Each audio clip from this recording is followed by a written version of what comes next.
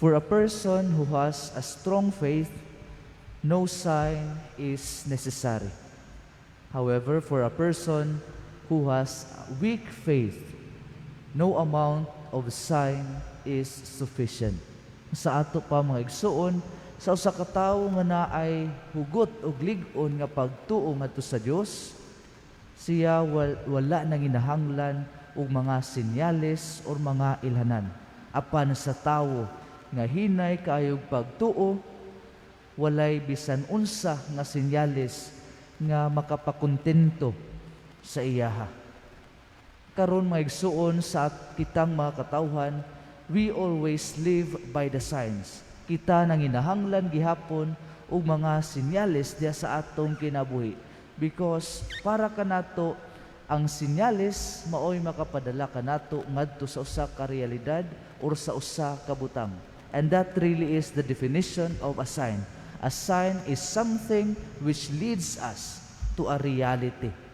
Maigsuon, yes, it's important for us to ask signs from God, pero dili sad sa punto nga kani nga atong pagpangayo og senyales or ilhanan ngadto sa Dios atong gamiton aron ato bitkon or testingan nato ang atong Ginoo. Sa atong ebanghelyo ato nabatian gikan sa mga katawhan o gikan sa mga Pariseo. Remember that the Pharisees, kaning mga Pariseo, sila di gyud sila mutuo kang Hesus nga Ginoo.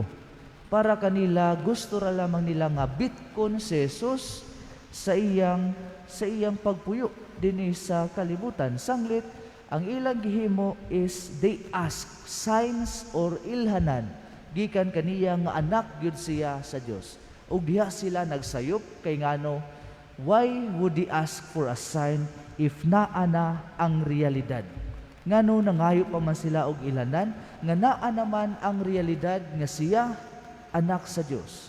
Mao na nga niingon si Jesus kanila nganong nangita pa man ang mga katawhan karong panahona og ilhanan. Apan sultihan ko kamo nga walay ilhanan nga ipakita niining tawhana. My dear friends, remember that it is not us who has the right to test God, but it is God who tests us of our faith. Ang Dios maoy mo testing sa atong pagtuo kung hangtod or kung kutob asa bagyod ning atong pagtuo. Dili kita maoy mo testing sa Dios nga moingon kita, Lord, sige daw kung Ginoo gyud ka, tagaay ko ging ani nga senyales.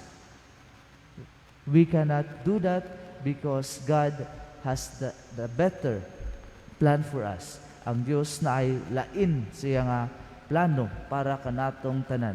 Sanglit maigsoon ko diha kang Kristo karon ato pamalandungan sa atong tagsa-tagsang kaugalingon. How is my faith? Kumusta ka ang akong pagtuo?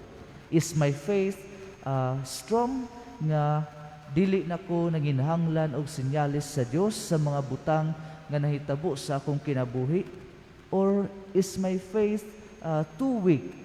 Luya kaayo nga kada na lang higayon sa akong kinabuhi ako pangayuan og ilhanan or senyales ang Dios. Maigsuon ko diha kang Kristo, this is a test of God sa atong pagtuo. Hinaut unta nga dili nato paluyahon, hinaut unta nga ato papakusgon og palig-unon ang atong pagtuo ngadto kaniya. Because always remember that a man who has a strong faith, no sign is necessary. But for a man who has a weak faith, no amount of sign is sufficient. Amen.